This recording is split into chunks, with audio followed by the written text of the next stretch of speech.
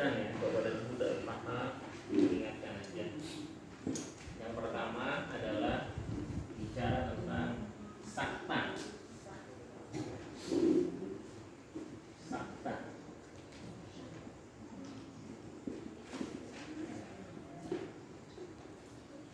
Ada 4 ya, betul ya? Ada 4. Pertama tadi surat Al-Qiyamah. Apa sakta? Sakta itu jeda, tapi dia tanpa nafas. Kalla bal rana wa qila man rad wa qila man. Ada sin di sini. Ya, lambangnya ada sin kecil. Ra. Ya. Wa qila man rad. Ya, ini antara nun dengan ro ada sin, namanya sakta. Atau sering hurufnya kayak gini nih. Nah, gitu doang ya. Gini ya. Sakta. Bahasa Arabnya. Kadang-kadang seperti itu. Sakta. Betul ya. Tak sama tambah huruf. Wa qila man rad. Al-Qiyamah ayat berapa di situ? 27. Ya. Ayat 27. Ya. Ini Al-Qiyamah 27. Yang berikutnya surat apa lagi?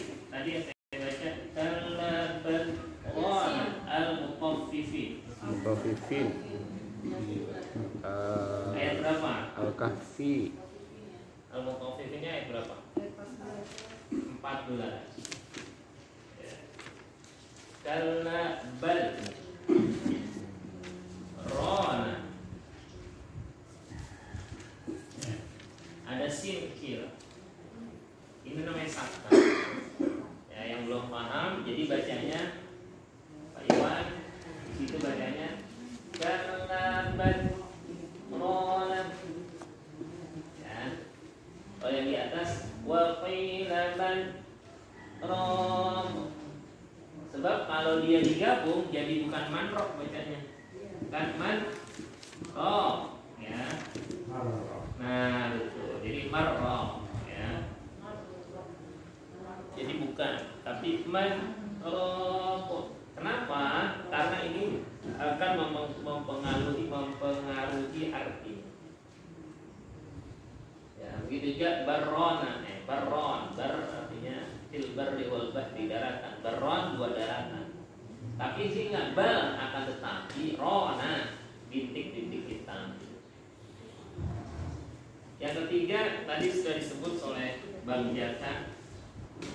Suratnya, suratnya Al-Kahfi. Ayat pertama, kedua. Kalau, nah ayat 1 sampai 2. Kalau antara 1 dengan 2 digabung.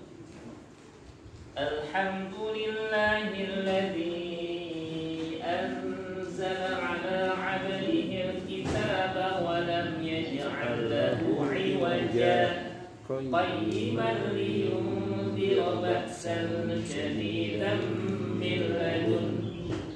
Kalau mau digabung. Kalau berarti ya nggak sakta. Ini kalau mau digabungnya, karena dia ada tanda wakaf di akhir ayat, tapi ada tanda sakta. Nah, yang ketiga ini yang sering ketemu sebenarnya, tapi kebanyakan juga kelewat kadang-kadang. Surat Yasin, ya. Ayat berapa tuh?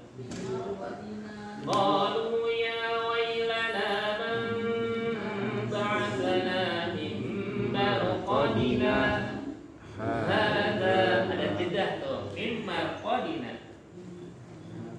Ayat berapa? 52.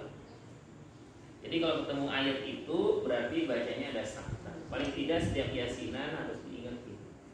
Saya udah hafal, saya udah tahu. Yuk ke anak-anak kita. Ya, karena anak kita juga harus kita perhatikan. Jangan sampai kita mewarisi kelemahan terhadap Quran pada anak-anak kita. Saya udah gak punya anak, Ustaz. Tanggung jawab kita masih terus ada. Ya, artinya anak saya udah berkeluarga, tetap tanggung jawab kita masih terus ada. untuk mengingatkan mereka. Ya. Jadi kalau kumpul keluarga boleh dong sekali-kali ditanyai, gimana mas baca Qurannya, masih udah berkeluarga, udah rumah masing-masing, kali kumpul tanya sekali-kali, jangan cuma tanya gimana kerjamu, gitu kan, gimana kabar anak-anak, sekali-kali memastikan. Seperti Nabi Ya'qub, am kuntum syuhada id hadara Ya'qub al-mautu id qala li banihi ma ta'buduna min ba'di. Kita belajar dari kisah Nabi Ya'qub. Ketika anak-anaknya kumpul, salah satu pertanyaannya ma ta'buduna min ba'di.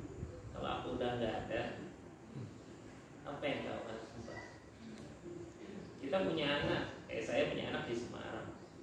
Apa lepas tanggung jawab saya? Enggak. Saya tanya, gimana kan tilawahnya kan? Udah selesai tilawahnya hari ini kan? Tadi pagi bangun jam berapa kan? Sempat yang mulai enggak? Itu pertanyaan yang rutin saya buat anak saya di Semarang. Ya, hampir setiap hari kan video call. Ya. Karena kenapa? Memastikan. Ya. Seperti Nabi Ya'qub tadi, memastikan kepada anak. Sekarang menanyanya itu pasal mata puluh namin badi. Masya Allah. Kalau mata turun namin badi, apa yang kalian makan setelah itu nggak ada, itu biasanya nggak perlu diajarin, kita akan mikirin. Ya betul nggak Bu ya? Jadi itulah orang tua. Ya. Nggak dipikirin sama anak-anaknya, tapi orang tua mikirin kira-kira anakku bakal makan apa gitu ya. Tapi yang sering kita miss tuh, yang sering kita lewat, itu masalah ibadah. Coba deh, suami pulang dari kantor, pernah nggak kita tanya, ayah tadi sholat asar di mana? Udah sholat asar belum? Padahal ternyata belum tentu. Ya. Atau kita sebagai suami nanyain istri, ya, itu romantis. Ya. Ketika menanyakan itu semua, jangan merasa bawel, karena itu kewajiban. Suratnya surat ke-20 ayat 132. Wa'mur ahlaka bis-shalah. Perintahkanlah keluargamu untuk sholat. Ini nanti kita pulang, ya. Kalau tadi kita nggak ngeh ya, pulang coba cek subuhnya anak-anak kita gimana. Setelah pulang tadi, tadi bapak berangkat mau belum bangun, tadi sholat subuh nggak gitu misalnya. Dan itu adalah kebahagiaan. Kalau udah begitu, maka di ayat ini nahnu narzuquk. Ini bahasa Quran. Nahnu narzuquka. Kami akan memberikan, kami yang memberikan rezeki kepada. Baca itu surat Toha 20 ayat 31-32. Boleh baca terjemahannya gimana Pak Dedi? Mudah-mudahan ada. Ayat berapa? Silakan Pak Zakari. Ayat 132. Sebelah kanan dia. Pak Edi berapa tuh? Oh belum. 132. 132. Iya. Baca boleh nih yang udah dapat terjemahannya. Dan perintahkanlah keluargamu melaksanakan sholat dan sabar dalam mengerjakannya. Kami tidak meminta rizki kepadamu, kamilah yang memberi rizki kepadamu. Dan akibat yang baik di akhirat apa adalah bagi orang-orang yang bertakwa. Jadi dekat antara ibadah dengan rezeki. Itu buat orang yang beriman ya. Kalau orang yang nggak beriman, apa hubungannya? Nggak nyambung, memang nggak nyambung. Ya. Sama orang kalau pakai logika, anak bayi lahir, kelaparan, gitu kan? Pikir nih kalau anakku mau kasih makan apa? Itu persepsi kita. Tapi dalam bahasa Quran, bahasa iman, wa ma min dabbatin fil ardi illa 'ala Allahi rizquha. Masing-masing udah ada rezekinya gitu. Makanya orang tua dulu tawakal itu tinggi. Sibuknya nggak sesibuk kita, ya kan? Tapi alhamdulillah makan bisa dapat segala macam. Ya. Tawakalnya tinggi. Insyaallah nambah anak, nambah rezeki betul. Ya. Di sisi kekurangan-kekurangannya, tapi keyakinan itu dahsyat. Sekarang kan lagi model, ada artis yang istilahnya apa? Nggak mau punya anak, tau nggak? Iya. Free child. Apa? Free child. Free child. LGBT. Apa? LGBT. Karena ekses dari LGBT. Ekses. dampaknya. Jadi ada sesuatu kemungkaran itu dampaknya banyak. Hati-hati. Kelihatannya urusan dia, hati-hati, bukan urusan dia. Karena dia bagian dari sebuah sistem bermasyarakat. Gitu. Ya. Orang bandingin, dia berkeluarga, hidupnya begitu. Ini nggak berkeluarga, hidupnya enak banget. Gue mau kayak gini deh, nepak. Kalau tadi nepak atau nepak, nular. Gitu, melihat kan orang melihat apa yang dia tuh. Jadi gitu kan.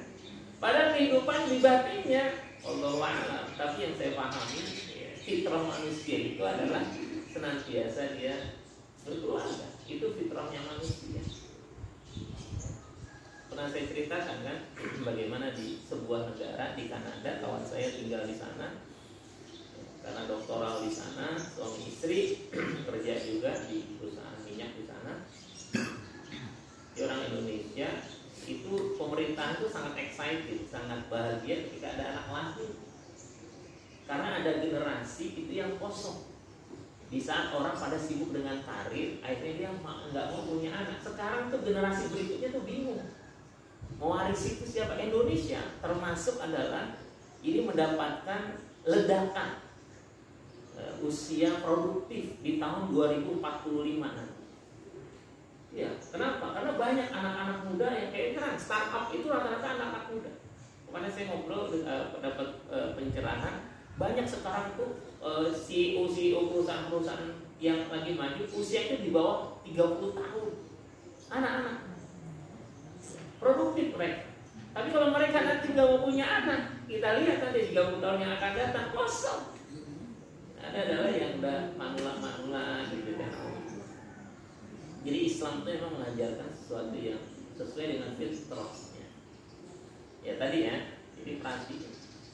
Jadi kalau kita belajar kayak gini, saya udah tahu setelah saya bagaimana dengan keluarga kita. Kalau kata orang Solo, gandet ya. Jadi jangan cuma mikirin egois sendiri, mikirin keluarga juga. Saya ingat tuh ya, ibu saya tuh dulu kalau kondangan tuh selalu ngepelin tuh buat anak-anaknya makanan. Jadi sisi kekurangannya ya, artinya bukan kita kurang tuh, bukan. Kalau saya melihat nilai positif, ya Bu ya, mikirin anak. Saya tuh berasa sekarang ketika anak saya tuh pengen minta uang aja bingung. Yang di Semarang gitu kan, nggak berani sama uminya, nggak berani dengan saya gitu kan. Karena kan saya kepala keluarga yang nyari segala macam bahasa kan. Atau istri saya itu udah bingung, udah WhatsApp lu apaan? Diceritain kebutuhannya gini. Saya tanya sama kakak, kenapa kamu nggak bilang? Gua kan habis itu kebutuhannya disebutin gini. Saya bilang, nah orang tua tuh gitu. Ketika kamu sebutin saat ini, bisa jadi nggak ditunain saat ini. Tapi tahu nggak, itu akan dipikirin sama orang tua. Betul nggak Bu? Jadi dia ngomong cuma sebentar aja, itu biasa. Beda kalau antara omongan orang tua sama anak. Mak gitu kan. Taruh keluar duit, begitu. Kalau orang tua gitu ya, udah kepikiran terus, ya kan? Syukur-syukur bisa terpenuhi. Dan itulah kondisi orang tua kita. Itu fitrah sih. Makanya kalau misalnya itu ada yang orang tua kan itu kondangan, itu kadang-kadang pisangnya gitu. Gue makan enak, anak gue belum makan pisangnya, kadang-kadang apenya gitu. Walaupun tanda kutip malu-maluin aja. Satu sisi iya gitu kan, tapi di sisi lain ambilnya, karena di setiap kejadian tuh selalu lihat dengan dua sudut pandang dulu deh, ya. Satu pandang A, satu pandang B gitu kan. Kalau udah melihat kayak gini, oh iya gitu. Misalnya anak kita kebluk tidurnya gitu kan. Satu sisi sudut pandang, kamu itu susah banget. Tapi sisi pandang yang lain coba kita lihat, kenapa ya? Oh kecapean, tidurnya kemalaman, tugasnya kebanyakan gitu kan. Oh saya orang tua ngasih tugasnya banyak banget, dia belajarnya udah berat gitu kan. Kita minta deh nyetrika, nyuci segala macam. Sisi-sisi yang lain itu gitu ya. Kita saya bukan psikolog ya, tapi berdasarkan pengalaman, alhamdulillah Allah takdirkan saya 21 tahun jadi guru ya. Jadi kondisi sosial sosial ya, dengan latar belakang yang berbeda itu kadang-kadang masuk aja tuh ke telinga gitu kan, konsultasi kepada ini Allah Subhanahu wa taala. Jadi ini kita pertama itu tentang sapa. Yang kedua, ini yang sering kita lewat namanya tafsir dan takrif ya. Tadi saya lihat ada yang agak terbisik-bisik ya, terdengarnya nggak jelas. Ketika temannya baca huruf ro-nya kok jadi tebal semua gitu ya. Jadi huruf ro sukun, nih, ro mati itu ada hukumnya. Kesian banget ya, udah mati dihukum lagi. Harusnya udah mati bebas hukuman gitu. Justru karena dia mati gitu kan, ada perlakuan khusus. Ada dibaca tebal. Ya, rohnya itu jadi karena orang cadel. Oh, gitu kan. Ada dibaca tipis. Bacanya ri. Ro, ri. Gitu kan. Nah sekarang gimana kalau dia pas mati? Mati itu bahasa Arabnya sakinah atau sukun ya, tenang dia. Jadi orang meninggal kan rest in peace ya, meninggal dengan tenang ya. Bahasa Arabnya sakinah, namanya keluarga yang tenang, bukan keluarga pada mati, maksudnya ada ketenangan ya. Ini bahasa Arabnya adalah tafkhim ya, ini bahasanya tarqi ya. Dan tafsir ya. Nah, tadi dibacanya al-muddatsir. Ya ayyuhal muddatsir R qum fa'anzir. Jadi kalau roh mati sebelumnya bunyinya i maka dia bacanya tipis. R-nya itu getarannya juga sir. Ya ayyuhal muddatsir qum fa'anzir wa rabbaka fakabbir wa thiyabaka fatahhir. Tapi ketika dia sebelumnya fathah atau dhamma maka R-nya itu tebal. Wa rujza fahju wa la tamnun tastakbir. Tipis lagi. Wa li rabbika fasbir fa idza nuqira fin naqur fadzalika yawmaidin yawmun asir 'alal kafirina ghairu yasir. Dauni itu sudah ya. Langsung dauni wa man gitu ya. Makanya sering kita dengar orang takbir itu imam Allahu Akbar. Nah, ini mendok nih takbirnya nih Pak Iksan boleh Akbar gitu ya. Gimana coba Pak Iksan? Baru gitu. Enggak pede ya. Ya. Bukan akbau, bukan bau. Tapi karena tebal jadi kedengarannya bau. Kayak orang cadel, bau. Ada yang itu, Ustaz. Kadang suka samar gitu ya. Iya, samar apa gitu. Bau gitu. Iya, seakan-akan bau gitu kan. Karena kita rohnya itu nggak ada getar. Padahal haknya roh tetap ada getar. Bau ada, bukan bau. Bukan. Allahu Akbar, bau. Ya, roh. Jadi jangan Allahu Akbar. Nah, itu rohnya itu tipis bar. Nah, bau ada cadel gitu. Bau. Ya. Tadi ya. Suratnya Al-Muddatsir itu banyak ya, dari mulai awal ya. 'Alal kafirina ghairu yasir. Dawni wa man khalaqtu wahida wa ja'altu lahu malan mamduda wa banina shuhuda wa mahadtu lahu tamhida, dan seterusnya. Sampai sini ada yang mau ditanyakan? Nanti pengecualiannya ada, tapi jangan pengecualian belakangan ya. Dilakukan, nanti ketemu kasus baru ya. Kalau ketemu kasus, oh iya, dia akan berubah kalau setelah bertemu itu. Tapi nanti aja. Ya, karena kita ngajinya nggak sekali ngaji terus pengen selesai semua kan nggak kayak gitu. Nanti kalau kebanyakan teorinya nggak praktek. Jadi semangat kita ngaji untuk dipraktek. Dan ini harus dipraktekin ketika nanti baca ayat-ayat mirip alhaakumut takatsur hatta zurtumul maqabir. Ya, itu aja udah ketahuan tuh beda tafsir, tartib ya. Ya. Banyak ya dalam ayat-ayat Al-Qur'an, tapi paling tidak ini menjadi pelajaran bagi kita. Memang pentingnya ngaji itu gitu. Jadi ya Ustaz ini baru lagi nih. Tahu nggak dari dulu sejak merencak ngaji nggak pernah ada gini-ginian gitu. Karena yang ngajar ngaji, mohon maaf ya, misalnya ya sabuknya tuh ban putih, pengen ngajar bagus silahkan. Tapi jangan tutup doa.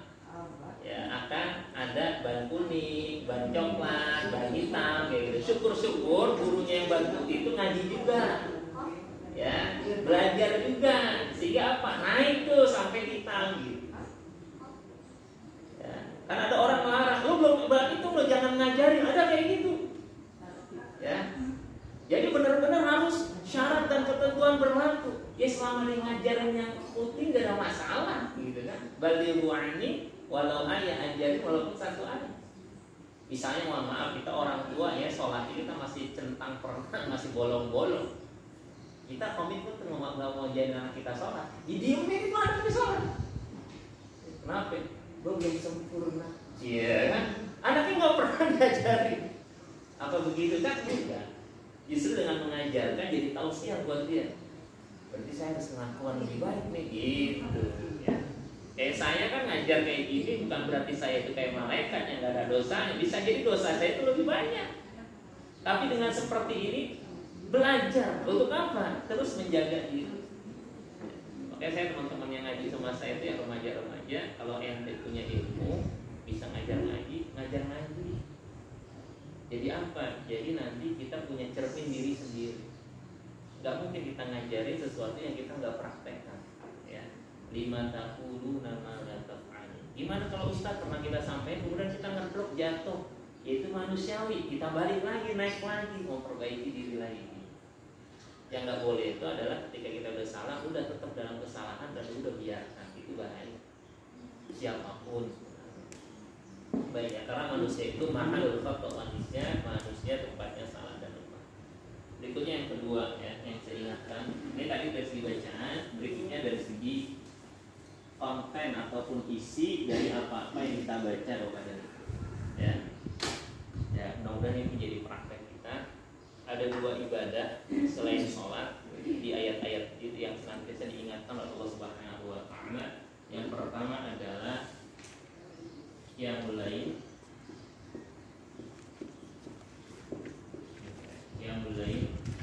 Yang kedua adalah tilawah.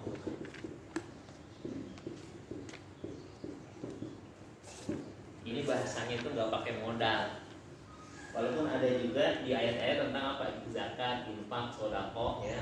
Masalakatum fi sakor, apa yang menyebabkan kok kamu masuk dalam neraka sakor? Qalu lam naku minal musallin, aku dulu tidak ngerjain sholat. Walam naku nut'imul miskin, aku tidak memberi makan orang miskin. Kan keluar dia ya, gitu kan? Tapi masalah sholat ini diingatkan. Surat Al-Qiyamah. Masalakatum fi sakor, apa yang menyebabkan kau masuk neraka sakor? Qalu, penduduk neraka sakor berkata, lam naku minal musallin, kami termasuk orang-orang yang tidak ngerjain sholat. Gitu. Jadi neraka itu beda-beda ya. Mereka yang lalai dalam sholatnya fawailul lil musallin, maka neraka wail buat orang yang sholat. Alladzina hum an sholatihim sahun, mereka yang lalai dalam sholat. Jadi sholat tapi masih lalai. Terus yang mendingan nggak sholat sekalian. Nah yang nggak sholat ada bagiannya sendiri. Masalakatum fi sakor, ayat berapa tuh? Surat Al-Qiyamah. Surat Al-Mudassir. Ya. Setelah ayat yang panjang tuh wa ma ja'alna ashaban nari illa malaika wa ma ja'alna iddatahum dan seterusnya sampai itu nanti ada kalimatnya masalakatum fi sakor. Berapa? 35, 37. Apa yang menyebabkan kau masuk neraka sakor? Ada terjemahnya kayak gitu? Ayat berapa? 40 42. Apa penyebab pertama yang menyebabkan itu? Mereka menjawab, dahulu kami tidak termasuk orang-orang yang melaksanakan sholat. Yang kedua. Dan kami juga tidak memberi makan orang miskin. 3. Bahkan kami biasa berbincang untuk tujuan yang batil bersama orang-orang yang membicarakannya. Wa kunna nakhudu ma'al qaidin hatta atana yakin, sampai kita mati. Jadi cari teman yang buruk yang baik itu menjadi keharusan. Baik ya. Tapi paling tidak ada dua hal ini. Di surat Al-Muzammil ini secara jelas, ya ayyuhal muzammil qumil laila illa qalila nisfahu aw inqus minhu qalila aw zid 'alaihi wa rattilil qur'ana tartila. Bahkan di akhir ayat surat Muzammil, surat yang panjang, ini tentang Quran juga. Inna rabbaka ya'lamu annaka taqumu adna min thuluthayil laili wa nisfahu wa thuluthahu wa ta'ifatun min alladhina ma'ak wallahu yuqaddiru al-laila wan nahar 'alima an lan tuhsuhu fataba 'alaikum faqra'u ma tayassara minal Qur'an. Bacalah yang mudah dari Al-Qur'an. Itu di surat apa? Ada ya surat ayat ke-20. Ya, biar kita nyaman, kita dengarkan terjemahnya sampai selesai. Jadi setengah halaman yang dibaca oleh Pak Hisan tadi kan, cuma satu ayat doang kan? Iya, tapi cukup panjang. Itu kalau jadi imam cukup lama ya. Tadi saya subuh baca ayat ini pas jadi imam di rakaat kedua. Boleh silakan, Pak Zakari. Sesungguhnya Rabbmu mengetahui bahwa engkau Muhammad berdiri sholat kurang dari 2/3 malam, atau 1/2 malam, atau 1/3-nya, dan demikian pula segolongan dari orang-orang yang bersamamu. Allah menetapkan ukuran malam dan siang. Allah mengetahui bahwa kamu tidak dapat menentukan batas-batas waktu itu, maka Dia memberi keringanan kepadamu. Karena itu bacalah apa yang mudah bagimu dari Al-Quran. Dia mengetahui bahwa akan ada di antara kamu orang-orang yang sakit, lanjut. Dan yang lain berjalan di bumi mencari sebagian karunia Allah. Yang kerja gitu, dan yang lain berperang di jalan Allah. Maka bacalah apa yang mudah bagimu dari Al-Quran dan laksanakanlah salat. Artinya sesibuk apapun. Itu kalimat itu kan umumnya kesimpulannya sesibuk apapun. Ya, ada yang berjuang, yang lagi perang gitu kan ayat itu. Ada yang lagi nyari nafkah, tetap faqra'u ma tayassara min wa aqimus shalah wa atuz zakat wa aqridullaha qardan hasanah. Baca lagi bagaimana? Maka bacalah apa yang mudah bagimu dari Al-Quran dan laksanakanlah salat. Tunaikanlah zakat dan berilah pinjaman kepada Allah, pinjaman yang baik.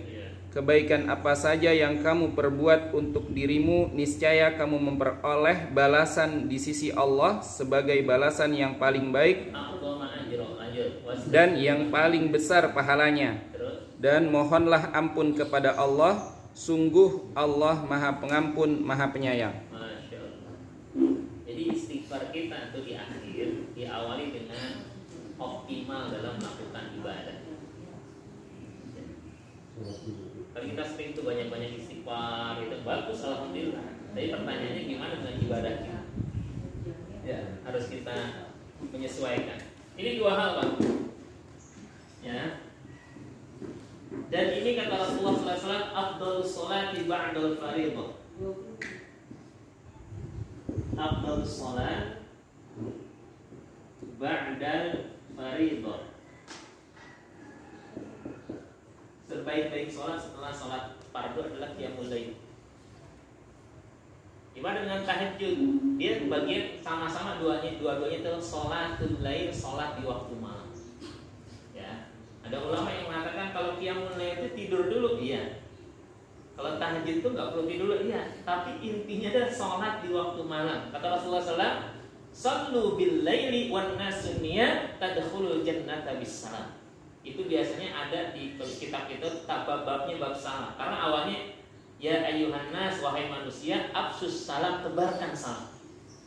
Wa at'imut ta'am, berikan makan orang-orang yang membutuhkan makan. Wasilul arham, jalin silaturahim, jangan diputusin. Kemudian salatlah di waktu malam, wan nasu niyam, ketika orang lagi pada tidur, tadkhulul jannata bisalam, engkau bakal masuk surga dengan selamat.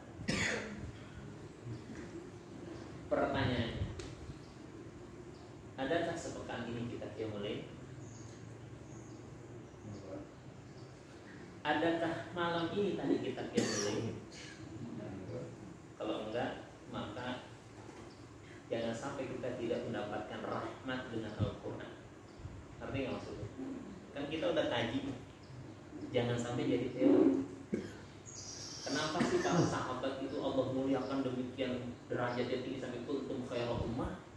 Karena mereka punya konsep apa yang dipelajari kemudian diamalkan. Apalagi kita sebagai kepala keluarga, ya, jangan sampai hal seperti ini lewat begitu saja. Apalagi kita kepala keluarga jadi dalil kelalaian keluarga kita, bapaknya pak, gitu kan? Artinya kalau kita udah eksis di sini, bapak-bapak dan ibu-ibu, berarti kita sholat wajibnya itu ini harus selesai. Kemarin tadi subuh nggak kelihatan, iya kesiangan pun. Kenapa kesiangan? Qiyamul lailnya panjangan kan? Kayaknya nggak ada alasan kayak gitu ya. Tanggung Liga Champion gitu. Tadi ngomongin qiyamul lail dan tahajud, katanya tadi Ustadz bilang kalau qiyamul lail kan sholat tidur dulu, terus baru qiyamul lail. Kalau tahajud nggak perlu tidur pas tahajud. Artinya kalau kita dalam kondisi perjalanan gitu kan, ya udah sholat kan. Itu niatnya apa sih kalau qiyamul lail? Apa tahajud juga bagaimana? Iya, niatnya kalau kita membahasakan tahajud niat aja. Sholat tahajud lillahi ta'ala selesai. Kalau niatnya qiyamul lail ya jadi qiyamul lail. Kalau kita paling gampang nggak sholat apa? Sholat malam karena Allah Subhanahu Wa Taala. Karena secara redaksi memang tidak diajarkan oleh Rasulullah secara redaksi. Ya. Jadi nawaitu itu bukan ada di hadis Nabi. Tapi apa? Bagaimana ulama itu agar apa? Ikhtiyaton, kehati-hatian. Dia untuk menghadirkan. Coba deh. Saya pernah kasih tahu ya teman-teman. Pernah nggak kita sholat baru milih suratnya itu setelah waladhdallin amin, kita baru milih kita surat yang mana? Pernah nggak? Pernah. Saya ulangi, pernah nggak kita lagi sholat Allahu Akbar, Bismillahirrahmanirrahim, Alhamdulillah, terus kan waladhdallin amin, berhenti? Bukan tumaninah sebenarnya dia berhenti, mikir. Gue baca yang mana nih sholatnya? Kul, nah bingung, kul ada 3. Kul yang mana nih? Gitu kan? Artinya kan memang nggak benar-benar diniatin gitu. Cuman kaidah tadi itu nggak ada. Kalau kalian mau sholat maka pilih dulu SOP-nya itu nggak ada. Itu bagian dari artinya pemikiran kita. Setelah itu, oh kalau gitu dalamnya kita siapin tuh banyak hal. Pertama, tempatnya kita siapin. Gitu kan, kita lihat jangan-jangan masih ada kotoran cicak gitu kan, kita siapin juga. Ya, kita pikirin tadi wudhu kita batal atau enggak gitu kan. Lagi sholat Allahu Akbar, nah lupa wudhu tadi gitu kan. Artinya niat itu kalau kata ulama adalah qasdus syai' muqtarinan bi fi'li. Dia pengen melakukan sesuatu langsung diikuti dengan aktivitas namanya, itu namanya niat. Ya, tapi kalau masih jauh itu namanya adalah azam. Azam itu pengen, keinginan yang kuat itu azam. Faida azam fatawakal. Dari mana kita dapat dalilnya? Di antaranya karobah ya. Kita dapat itu ketika orang niat mau haji itu kan niatnya ucapnya di miqat ya. Ya, labbaik Allahumma umratan atau labbaik Allahumma hajjan. Tapi dari sini bukan baca niat. Walaupun niat itu adalah itu namanya niat makani, tempatnya ada niat zamani. Ya, zaman itu dari waktu, itu kan bagian berikutnya. Tapi secara bagaimana pelaksanaannya kan seperti itu. Itu ya Bang Zakaria. Nah kita semangatnya itu adalah adakah ya? Jangan sampai saat saya bingung bedanya qiyamul lail sama tahajud terus ini saya nggak sholat sama sekali ya. Ini nih ya kadang-kadang tuh ya sama seperti Ustaz duluan mana ya, bayar utang Ramadan atau puasa Syawal. Saya selalu nanya, terus ibu udah puasanya yang mana? Gak dua-duanya sekali gitu kan. Jadi kalau ada pilihan itu ambil, jalanin aja. Silakan Ismi. ya. Sholat yang mulai itu lebih sholat paling utama setelah sholat subuh. Ya. Sholat fardu. Berarti dia lebih utama daripada sholat ba'diyah qauliyah dan sholat duha itu. Dan karena saya kan mikirnya tuh kalau misalnya ada tuh pernah dengar kalau kita nggak sholat yang lain nggak apa-apa. Kan maksudnya sholat yang lain itu bisa diganti sama sholat duha berapa rakaat? 8 kalau nggak salah. Jadi kayak ya udah nggak apa-apa lah sholat yang lain gitu ganti sholat duha. Baik ya, bismillahirrahmanirrahim. Sekali lagi ya. Kalau misalnya Mantap nih kritis. kalau misalnya kita kan sholat itu kan tadi kan kata Ustaz itu harus yakin itu kan apa namanya 2 minggu sebelumnya Ustaz kalau Gimana? 2 minggu yang lalu kalau nggak salah Ustaz bilang kalau kita sholat itu harus yakin suratnya yang dibaca apa kan gimana sebetulnya Ya itu bukan dalil ya, artinya berkaitan ketika kita siap ya siapin banyak hal gitu kan. Ya, terus saya sosokan cobain kayak gitu tapi malah lupa jadinya ujung-ujungnya balik ke bohong. iya, karena kita nggak biasa. Ujung-ujungnya kegacoan ya udah. Kalau kayak gitu Dan apa? Kita kan terus belajar ya. Jadi ini ya Bapak dan Ibu. Kemarin juga ada yang nanya. Saya lagi kaji bab ikhlas waktu itu. Sebenarnya bukan bab ikhlas, tapi bagaimana kita menjaga ruqyah kita. Salah satunya adalah menjaga keikhlasan. Bukan pengajiannya bab ikhlas. Saya bilang kalau orang-orang bab ikhlas itu udah ngaji itu udah ketahuan arahnya kemana. Saya bilang temanya diganti aja walaupun isinya bab ikhlas. Ada guru yang nanya gini, Pak Ustaz, gimana ya kalau misalnya kita mengerjakan sesuatu itu karena atasan? Ya, saya cuma bilang bukan berarti amalannya itu ditinggalkan. Kerjain aja dulu, tapi terus kita memperbaiki niat kita. Jangan amalnya yang ditinggalkan. Gitu. Ya. Misalnya kita lagi bantuin orang gitu kan kecelakaan, tahu-tahu dalam ya niat gue berubah, gue tinggal gitu. Kamu enggak. Ya, justru disitulah saatnya kita mengoreksi namanya tajdidun niyah, ya, memperbaiki lagi niat kita. Dari situ kan kita udah belajar, ya Allah, sama saya juga kayak gitu. Karena pengalaman, yuk kita bareng-bareng. Ya pengalaman. Kalau nggak disiapin itu ada. Jadi apa? Ujung-ujung apa? Semaunya kita. Ya. Sesukanya. Kalau ulama itu sampai kalau baca deh di kitab Al-Azkar An-Nawawiyah, mereka ada yang menghatamkan Al-Quran dalam sholat-sholatnya. Maksudnya apa? Walaupun tidak satu kali sholat, misalnya seminggu, itu mereka hatam baca Al-Quran dalam sholat-sholatnya. Dan bukan sholat wajib, kalau sholat wajib kan dia jadi harus ngikutin jamaah pendek-pendek gitu kan. Dalam qiyamul lailnya sholat malam. Jadi satu minggu itu Al-Quran 30 juz itu dibagi menjadi 7. Nah kita belajar dari situ berarti kan disiapin tuh.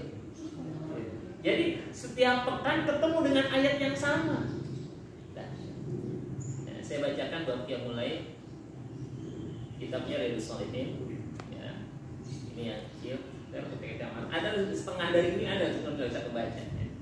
Nanti kalau yang buat JD ya, buat di kantong dulu waktu saya 2010 masih dakwah ke banyak tempat, biasanya jadi bacaan saya ya. Ya, selain Quran JD ada kitab JD, JD itu rekan. Ya, Bismillahirrahmanirrahim. Beberapa hadis Nabi SAW yang bicara tentang ini babnya bab fadlu qiyamul lail, keutamaan qiyamul lail.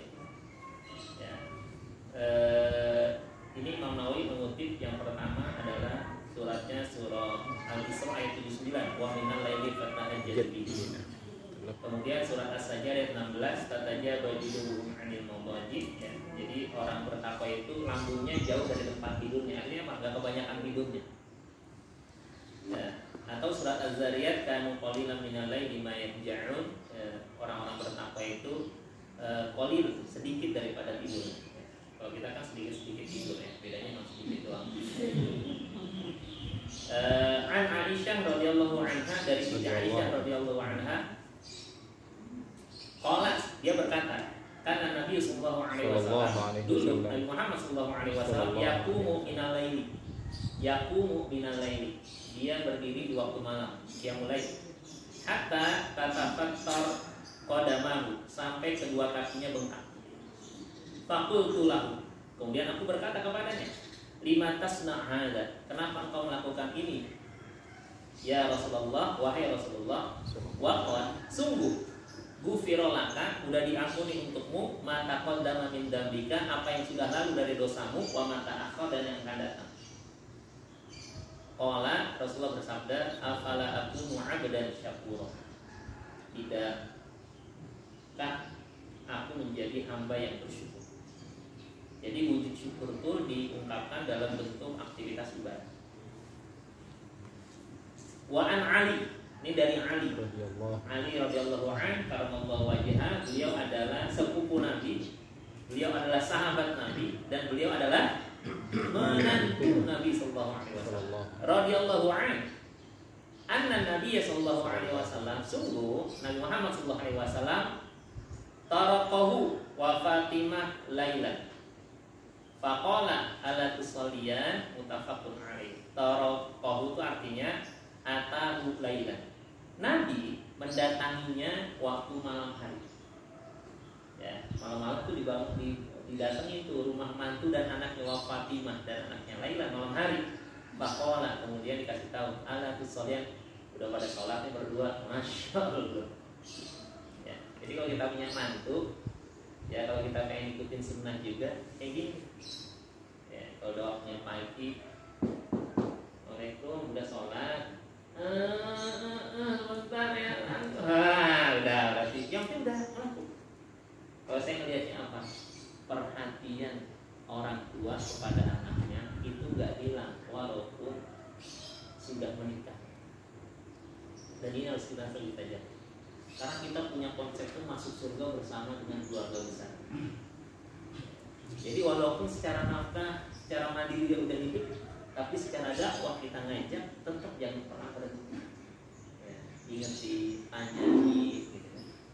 Nah, semakin besar anak-anak kita, itu semakin jauh dari kita.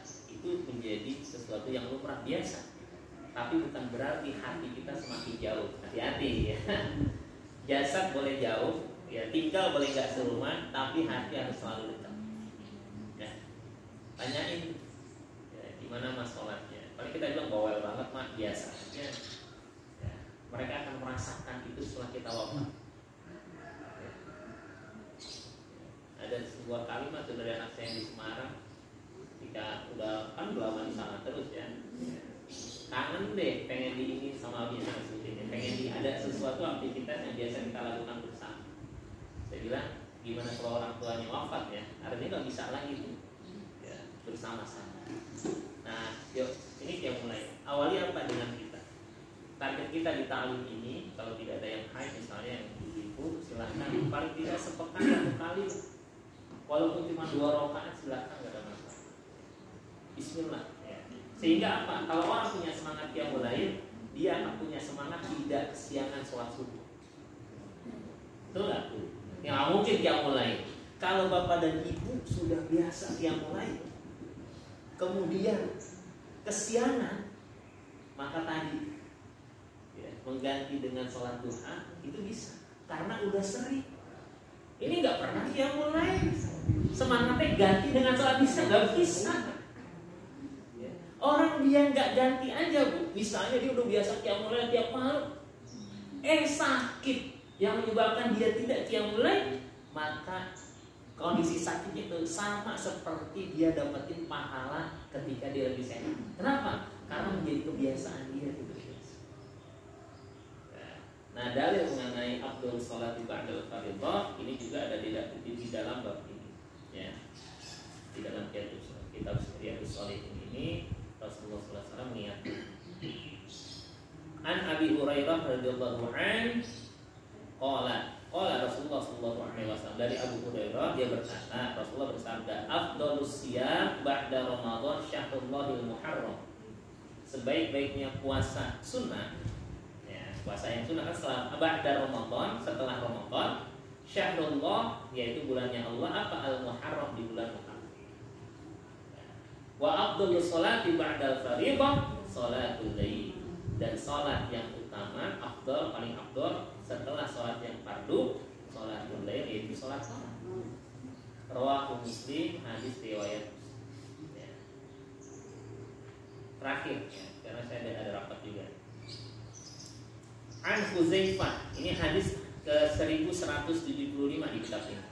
Dari Huzaifah radhiyallahu anhu, qala, dia berkata, "Sholaitu, aku sudah sholat ma'a Rasulillah bersama Nabi sallallahu alaihi wasallam. Dzata lailatin, suatu malam. Suatu malam dia sholat bareng Rasulullah. Faftatahal Baqarah. Rasulullah membuka sholatnya dengan suratul Baqarah. Yarka' indal mi'ah. Ya, fakultu, maka aku berkata, Huzaifah, yarka' indal mi'ah, Rasulullah akan ruku di ayat ke-100. Summa madha, kemudian lewat tuh ayat ke-100. Fakultu, kemudian aku berkata lagi, dia dalam hatinya itu ngomong, yusalli biha fi raka'atin. Rasulullah akan menyelesaikan surat Al-Baqarah di satu rakaat ini. Famadha, ternyata enggak, lewat terus. Fakultu, ya, yarka' biha, ya.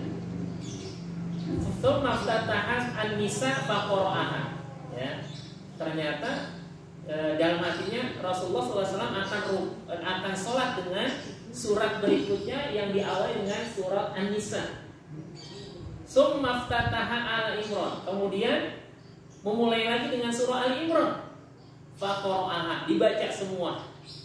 Ya, yaqra'u mutarassilan, ya, membacanya itu dengan semuanya. Tartil, berurut, ya.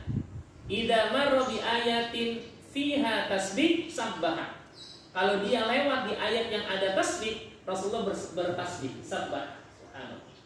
Ya. Wa idza marra bi su'al sa'ala. Kalau ada ayat yang di sana tentang soal atau meminta kepada Allah, doa, Rasulullah minta. Kan ada ayat ketika lewat, Rabbana innana sami'na munadiyan yunadi. Dia meminta dengan itu, dengan doa itu. Ya.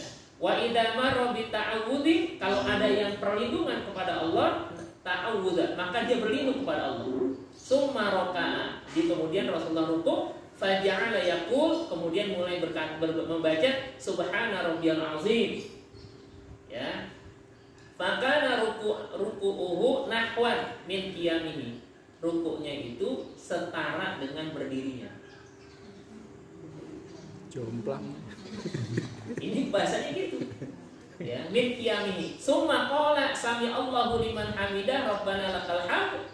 Summa qama tawilan qoriban mimma raka'a. Kemudian dia berdirinya itu habis rabbana lakal hamdu, ya, hampir mendekati lama rukuknya. Tsumma sajada faqala subhana rabbiyal a'la fakana sujuduhu qoriban min qiyamihi. Sujudnya juga hampir sama seperti berdirinya. Dan hadis yang pertama, jadi wajar kalau kakinya bengkak. Ya kan? Karena begini sholatnya. Ini pendapat Huzaifah. Ya, hadisnya di Sahih. Kitabnya Riyadhus Shalihin. Aku lupa lihat ada wastaghfirullah wa lakum. Ustaz, maaf Ustaz. Iya, dimaafin.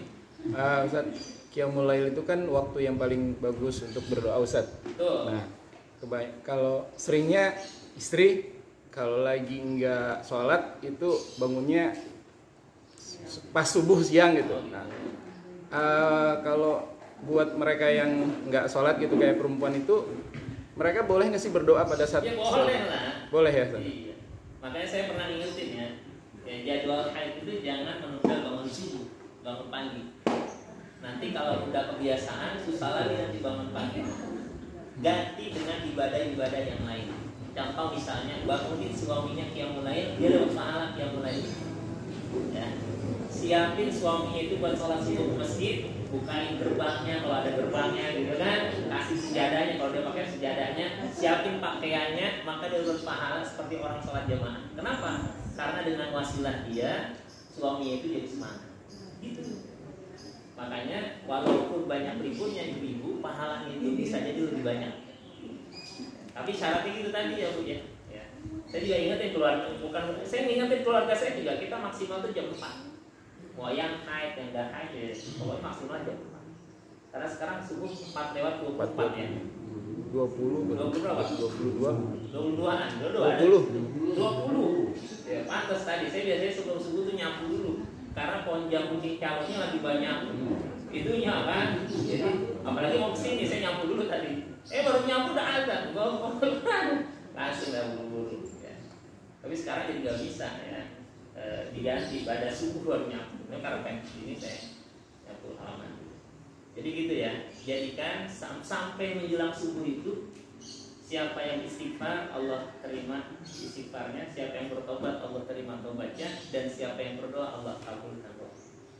Sampai sahabat bertanya apakah ini berlaku setiap hari? Setiap hari, bukan cuma Ramadan. Ya. Jadi kalau pengen tahu siapa orang yang bertakwa, kalau versi Quran adalah mereka yang biasa istighfar menjelang subuh.